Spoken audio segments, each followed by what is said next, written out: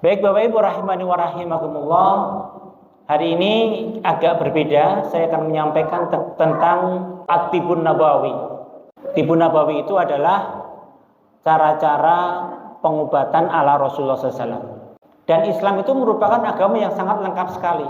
Semua hal dalam hidup kita itu dibahas dalam Islam. Jangankan tentang kesehatan Bapak sekalian, cara pakai sandal aja dibahas loh.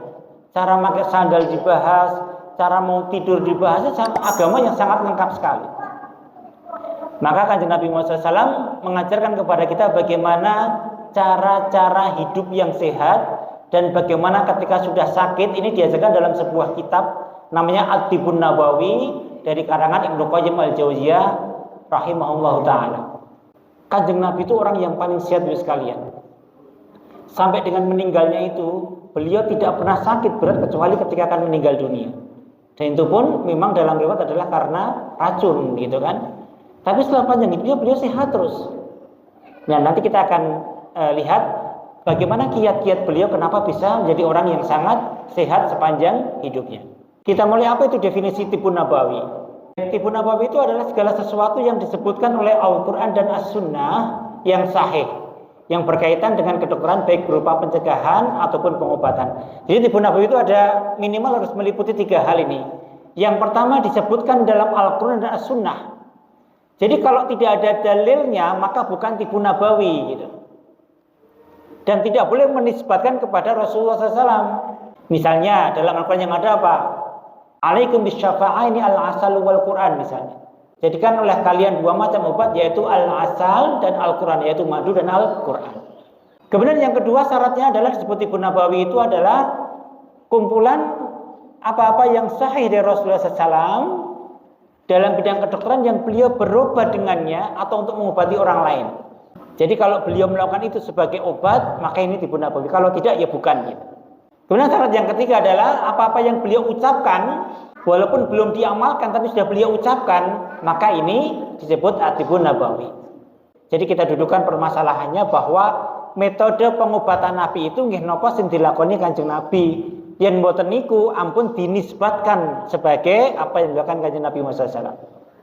Karena dalilnya jelas, barang siapa yang menisbatkan kepadaku, kata Rasulullah SAW, tapi aku tidak melakukan, maka disiapkan tempat di neraka jahanam oleh Allah Subhanahu wa taala. Itu sebutan parang segampang-gampang ini ben Kanjeng Nabi nglakoni ngeten ternyata mboten. Nah, ini tidak boleh.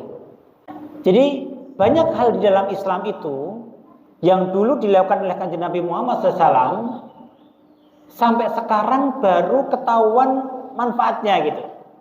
Misalnya Kanjeng Nabi ngendika mal'aika salatan khadawatin kulla syahr lam yusibu 'azimul bala. Barang siapa yang meminum 3 sendok madu setiap pagi, lam yusibu 'azimul bala, maka akan terhindar dari bala-bala yang besar. Pada zaman dulu orang bertanya-tanya, wong madu kok yang ini kok iso marake terhindar dari bala besar itu kenapa? Orang tidak percaya pada zaman dulu. Tapi baru terbuka sekarang, oh ternyata kedokteran menjawab kalau madu itu kandungannya luar biasa. Maka ini sesuai dengan apa yang Allah sampaikan dalam Al-Quran. Disebutkan dalam surat As-Sad ayat 87 sampai 88 ya. Al-Quran ini tidak lain hanyalah peringatan bagi semesta alam, dan sesungguhnya kamu akan mengetahui kebenaran Al-Quran ini setelah beberapa waktu. Jadi apapun yang disampaikan Al-Quran itu pasti benar gitu. Dalam segala bidang, termasuk dalam bidang kesehatan maupun kedokteran.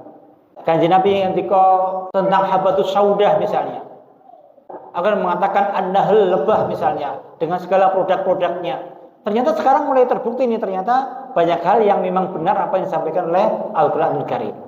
Dalam surat Al-An'am Allah sampaikan untuk tiap-tiap berita yang dibawa oleh Rasul-Rasulnya ada waktu terjadinya dan kelak kamu akan mengetahuinya. Jadi ilmu Al-Quran maupun As-Sunnah itu mungkin pada saat itu tidak diketahui, tapi sekarang mulai terkuak berita tentang kebenarannya. Misalnya lagi manfaat puasa.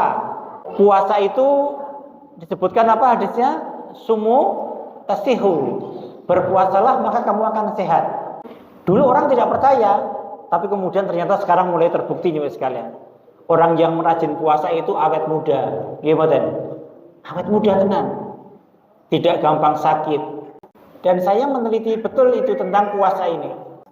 Saya kebetulan bergelut di bidang namanya stem cell. Jadi ternyata ketika saya menanam sel manusia di dalam sebuah tempat, kemudian saya puasakan sel itu, ternyata kandungan yang terjadi itu adalah sangat banyak faktor-faktor yang membuat sel tadi beregenerasi, sel tadi memperbaiki diri gitu. Sehingga kalau orang itu rajin puasa, sel-sel yang rusak akan segera diperbaiki Bapak sekalian. Ini dari satu hadis sumu tasihu, walaupun sarannya dhaif tapi maknanya sahih. Jadi apa-apa yang disampaikan Kanjeng Nabi itu selalu benar, bahkan masalah kesehatan, gitu ya. Dan mungkin dulu kita tidak tahu, tapi sekarang kita lama-lama menjadi tahu karena mulai diteliti sehingga banyak ilmu-ilmu baru di kedokteran yang sesuai dengan Rasulullah SAW.